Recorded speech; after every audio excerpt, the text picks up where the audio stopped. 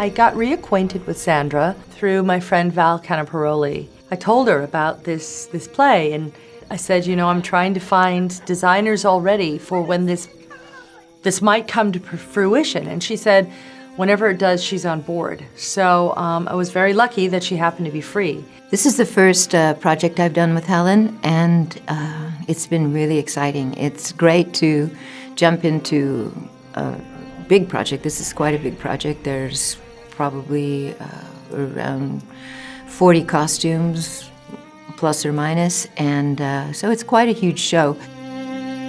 We live on opposite coasts, so she would be coming through New York. We met one time in Vienna because we were both there at the same time, and every time we had a chance to meet, we would talk further about these costumes. And then she'd start bringing in some small sketches, and then she started bringing in some amazing sketches, and then we did a little bit of fabric shopping together. It's been a very collaborative idea, and then Tamara Kobos, of course, of the Atlanta Ballet, has then been on board, and the three of us have been in pretty lengthy communications as well, as far as how these are going to be built. When I was working on this project, of course, I read the piece, I looked at a lot of pictures and clothes from around that period, and read, you know, Tennessee Williams essays, and looked at some of the interviews on television,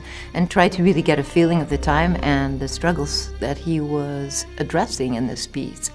What's been so lovely is that I have these really strong ideas of where I want to go.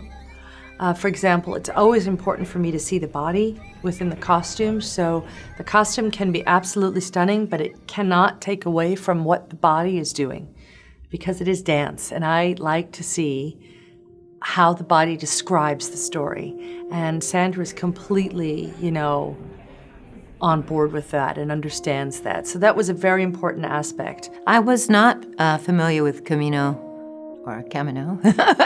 I was not familiar with Camino Real before Helen introduced it to me.